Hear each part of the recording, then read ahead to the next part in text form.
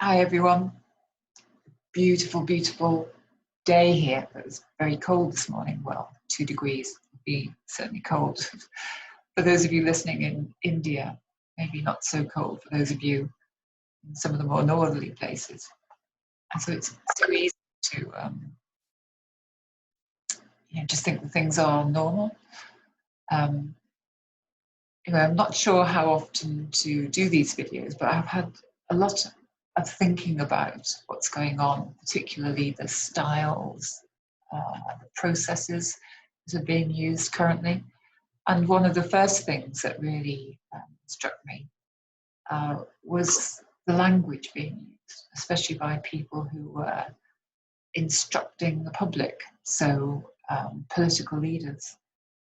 And one of the beliefs of excellence, some of you will know them as presuppositions in NLP, is that the meaning of the communication is the effect. And it's never been more apparent, I think, than now.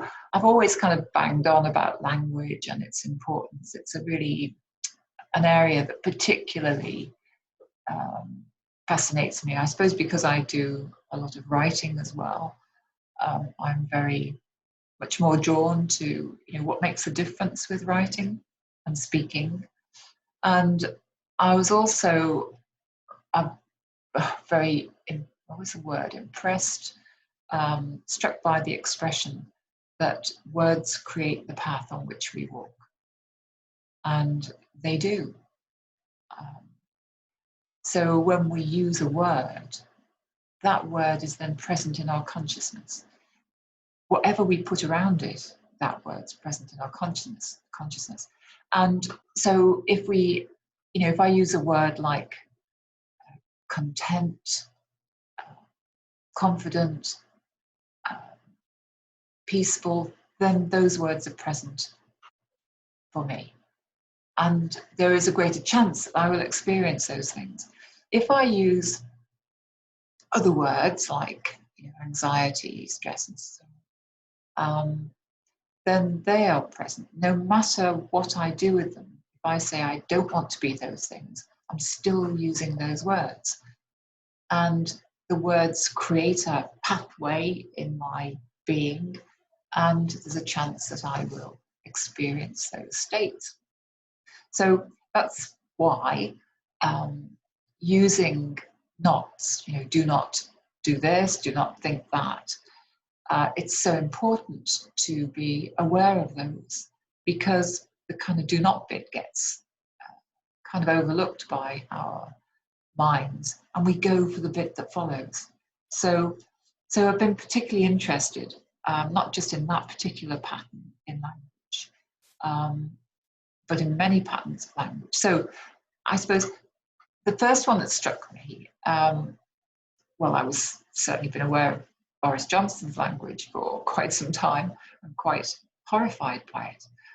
And I think it's become particularly significant, and the effect of it's become very apparent in that my sense is that in the UK, well, first of all, people weren't following the advice that he was given. And subsequently, I hear a lot of confusion about the terms that are being used. So what's essential, for example, what's non-essential, and what's essential work. That's just one example where there's confusion. And at a time like this, there's inevitably going to be some confusion, but we can't afford to aggravate that. And it is really important to be able to give instructions and directions that are followed. Some of these are non-negotiable. That's the difference. That's the importance now. It's like dealing with children and knowing, which instructions are non-negotiable, that they must be given in such a way that people follow them, or there's consequences. And it may seem very draconian, but for example, here in France, Macron really stepped up, I feel, in the way that he spoke to the country. When he gave his first broadcast about the virus, he said, this is what will happen.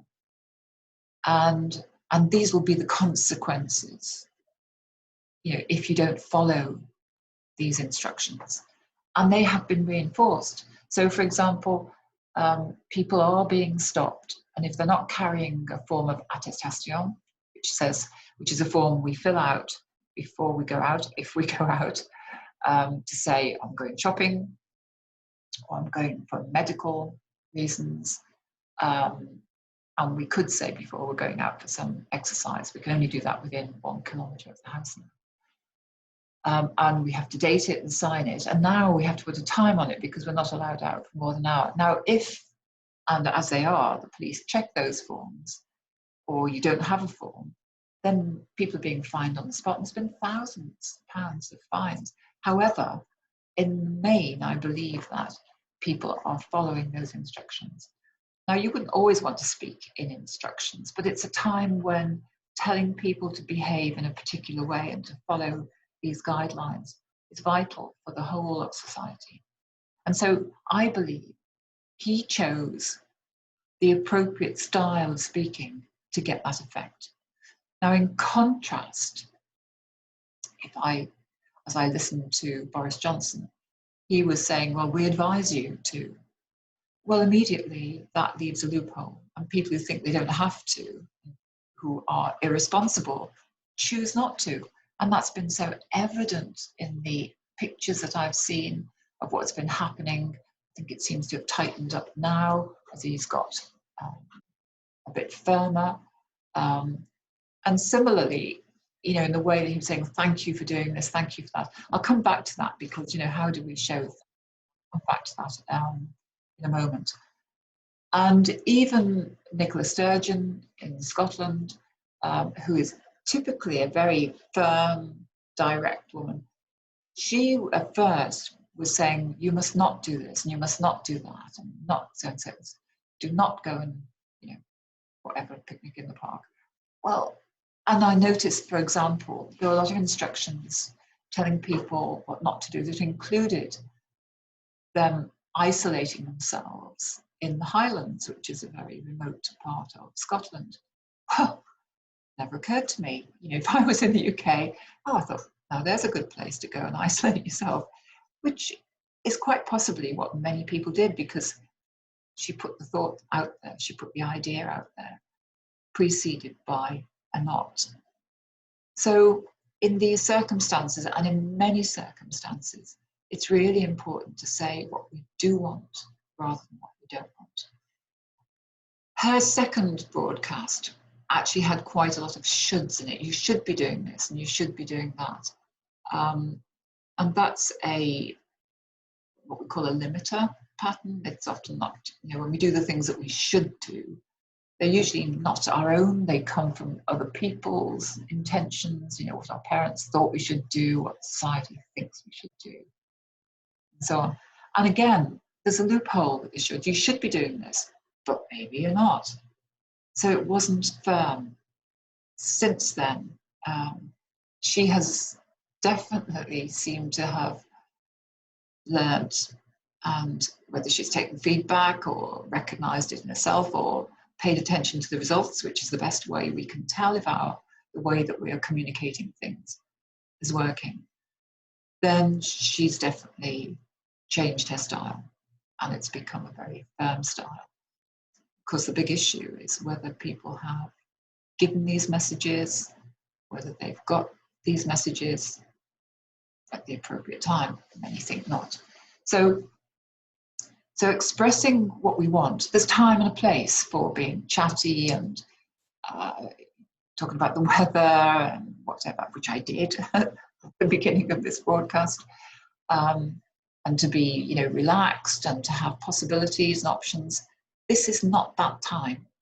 And that's when it's important and why it's important to choose the way in which we say things to suit the outcome at that time. There's no standard generalized way of doing things, which is what I mean by saying that, when we use these principles in NLP, being real time, it's choosing what's appropriate, what's going to achieve the best outcome for the moment. And then operating on the principle that the meaning of the communication is the effect. It's like saying, has it had the effect that I wanted it to have? And if so, great. What did I do? Be clear about that so I can repeat it in similar circumstances. And if not, then what needs to change? What can I change to make a difference? So there's terminology associated with these different language patterns. The key thing is to check the effects that you're having. Is it what you want? If you're speaking to a child, for example, and you want them to do something in a particular way, do they do it? And if they don't, then what are you going to change in the way that you express things? What's negotiable and what's non-negotiable? And in many respects, speaking to a whole country into the world, it's like speaking to a group of children. So bringing this back to self, which is typically what I do, which I think is one of the most powerful forms of self-development, saying, so how do I apply this? How do you apply this? And I've had messages from some friends in India whose families have got, funeral or a wedding where celebrations are especially important and family get-togethers, and where they may not be able to now, where they were planning to go ahead with those celebrations. And one of my friends there said she didn't want to go because she knew how dangerous that would be, and dangerous for everybody. And she was trying to persuade her family not to hold this without success. And that she felt that they would think she was mad for taking a serious stance about it and advising people not to go and not wishing to go herself. Well, my view is in those circumstances, you do what's important for yourself. In these situations, it's not about whether I offend anybody or not. It's about making it very clear what I want. What I want maybe them to do, but that's much more, typically that's a different ballgame of influence than choosing what I want to do for myself and then dealing with the consequences of that.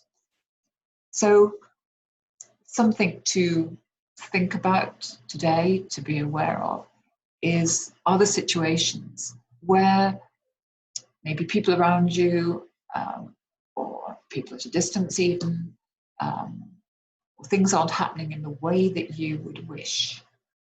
And are you expressing, if you have that opportunity, if it's appropriate, are you expressing what you really want? And what are the consequences of that not happening, for example? It'd be like saying, I want you to do, you can do this if you do that. And if you don't do that, then I'm not going to do this. Or if you do that, it's going to be this penalty. So that's my offering for today. I'll come back probably in another session to the effect of that and the different patterns of language on ourselves, because there's a lot of talk about online about thought viruses. And the thought viruses is often about the words we use to ourselves, in our own heads. And that's a very important area. But I wanted to get this bit about leaders. And it's such an opportunity, if you take a dissociated stance, to model. Modeling in NLP is about paying attention to how people are doing what they're doing, ideally to discover excellence. And in modeling, it's usual to have at least 3 exemplars of the same kind of thing so that we can compare and contrast. Well, we've got them in the world today. We've got these people broadcasting on the same issue. And so it's a tremendous opportunity if you take it as purely an experiment like that, but an experiment, with the goal of self-learning, to go, what's the difference? What effect are these different people having? And what's the difference in the way that they're going about it? And, Macron has been very unpopular in France as a president. He's sought to enforce a lot of things. There have been a lot of protests about his directives. But now is the time when that style is appropriate. So in a way, I think he's come into his own. And when he speaks, he seems to speak absolutely from the heart. He speaks, I'm sure he has some kind of cues for what he's saying, but he speaks passionately. I feel that they're his words, that they're his sentiments. And I don't feel that about some of these. I think they have other agendas. And there's one thing that they believe that they need to present to the public, and there's another thing going on behind. And that incongruence comes through, and then influence is lost. So how are we, how am I, how are you congruent in what we express? How do we do it? So I hope you have as beautiful a day as I've got here. Off to ride my turbo trainer now.